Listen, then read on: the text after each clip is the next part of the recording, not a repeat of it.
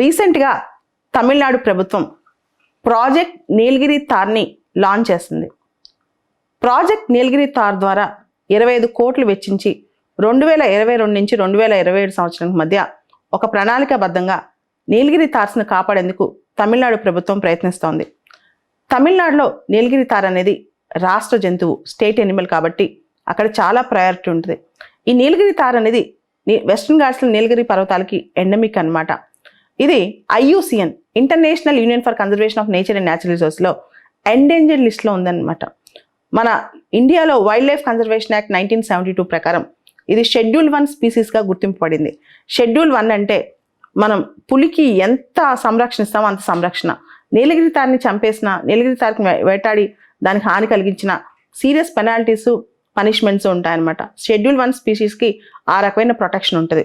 నీలగిరి తార్లో adult males ఏవైతే males ఉంటాయో, adult males ఉంటాయో వాటి బ్యాక్ వెనక భాగం, వీపు భాగం లైట్ గ్రే కలర్, బూడిద రంగులో ఉంటుంది అనమాట. అందుకే వాటిని శాడిల్ బ్యాక్స్ అని కూడా పిలుస్తుంటారు అడల్ట్ మేల్స్ని నీలగిరి తార్స్లో. తార్ అంటే తెలుగులో జింకల వెరైటీ, దుప్పి వెరైటీ అని పర్టికులర్గా చెప్పొచ్చు. నీలగిరి ప్రాంతాల్లో ఉండే వాటిని నీలగిరి తార్స్ అని పిలుస్తారు. ముఖ్యంగా ఈ నీలగిరి తార్స్ అనేవి పర్వత ప్రాంతాలు అంటే వెస్ట్రన్ ఘాట్స్లో ఉన్న పర్వతాలు, వర్షారణ్య ప్రాంతాల్లో ఎక్కువగా ఉంటాయి. నీలగిరి హిల్స్కి మాత్రమే ఇవి ఎండమిక్గా ఉంటాయి అన్నమాట. మనందరికీ తెలుసు వెస్ట్రన్ ఘాట్స్ అంటే తమిళనాడు, కేరళ దగ్గర ఇవి చాలా ఎక్కువగా కనిపిస్తుంటాయి. నీలగిరి హిల్స్లోనే ఇవి ఎక్కువ ఉంటాయి అన్నమాట. తర్వాత నీలగిరి తార్ అనేవి చాలా వరకు వాటికి ఎండేంజర్డ్ గురవుతున్నాయి, థ్రెటన్ గురవుతున్నాయి అనమాట. దానికి మేజర్ రీజన్స్ ఏంటంటే పోచింగ్ అంటే వెంటాడి చంపేయటం, వాటిని ఆహారంగా తీసుకోవటం, లోకల్ పాపులేషన్ కూడా వాటిని చంపేయటం, మిగతా ఇన్వేజివ్ ప్లాంట్స్ కానీ మిగతా వేరే లైఫ్ స్టాక్ వచ్చి వాటిని చంపడానికి ప్రయత్నించడం, మిగతా లైఫ్ స్టాక్ వచ్చి, తర్వాత హ్యాబిటాట్ లాస్ అవ్వటం, క్లైమేట్ చేంజ్, వాతావరణ మార్పు, వీటన్నిటి వల్ల నీలగిరి తార్ యొక్క సంఖ్య తగ్గిపోతుంది అనమాట.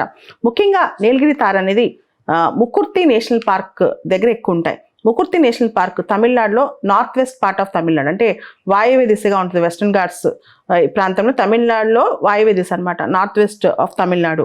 సో నీలగిరి తార్ అనేది కీస్టోన్ స్పీషీస్ అని పిలవచ్చు ఈ నేషనల్ పార్క్కి. కీస్టోన్ అంటే ఆ నేషనల్ పార్క్లో కీలక పాత్ర పోషించే ఒక స్పీషీస్ నీలగిరి తార్ అనేది. సో ఇవి పర్వత ప్రాంతాలు ఎక్కువ ఉంటాయి ఈ ముకుర్తి నేషనల్ పార్క్ దగ్గర. దీనిలో పచ్చిక బయళ్ళు, పొదల దగ్గర ముఖ్యంగా షోలా ఫారెస్ట్ లాగా ఉంటుంది. అంటే హై ఆల్టిట్యూడ్లో ఉన్న షోలా ఫారెస్ట్ ఏరియాలో ఎక్కువగా ఈ నీలగిరి తార్స్ ఉంటాయి. ఇక్కడ ఎక్కువ వర్షాలు పడుతుంటాయి. టెంపరేచర్స్ కూడా చాలా ఫ్రీజింగ్ టెంపరేచర్స్, చాలా చల్లగా ఉంటాయి అన్నమాట. హై విండ్స్ వస్తూ ఉంటాయి. తర్వాత ఈ ముకుర్తి నేషనల్ పార్క్లో royal Bengal tiger, Asian elephant కూడా famous. Royal Bengal tigers, Asian elephants ఏదున్నా సరే ముకుర్తి నేషనల్ పార్క్ అనగానే మేజర్గా గుర్తొచ్చేది అక్కడ ఉన్న కీస్టోన్ స్పీషీస్ నీలగిరి తార్ అనమాట.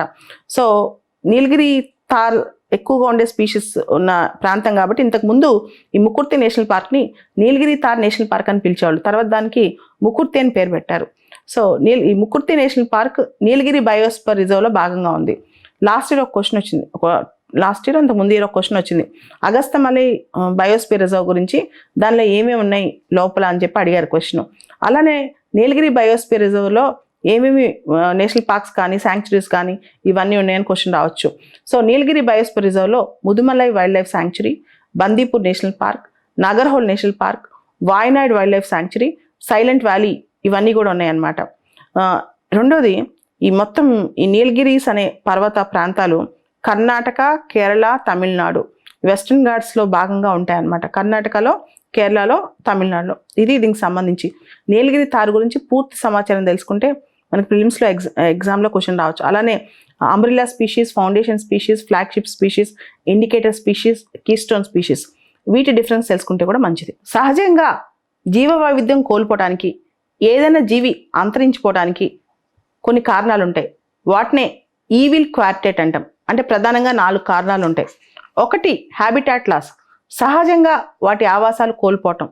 రెండోది ఇన్వేజివ్ స్పీషీస్, బయట నుంచి ఇతర జీవులు వచ్చి వాటి మీద ఏ విధమైన అటాక్ అయినా చేయటం, లేదా వాటి స్పేస్ ఆక్యుపై చేయటం. ఓవర్ ఎక్స్ప్లాయిటేషన్, ఆ స్పీషీస్ని మనం అతిగా ఎక్స్ప్లాయిట్ చేయటం. నాలుగోది కో ఎగ్జిస్టెన్స్ కోల్పోవటం, కో ఎక్స్టింక్షన్ అవటం అంటే 2 జీవులు కలిసి సింబయోటిక్గా బతుకుతున్నాయి అనుకోండి, ఒక జీవి ఎక్స్టింక్ట్ అవుతే రెండో జీవి కూడా ఎక్స్టింక్ట్ అవటం. ఏదైనా సరే బయోడైవర్సిటీ లాస్ అవడానికి కానీ, లేకపోతే ఏదైనా ఒక ప్రాణి అంతమవటానికి కానీ ప్రధానంగా ఈ 4 కారణాలు ఉంటాయి. అందుకే వీటిని ఈవిల్ క్వార్టెట్ అంటాం.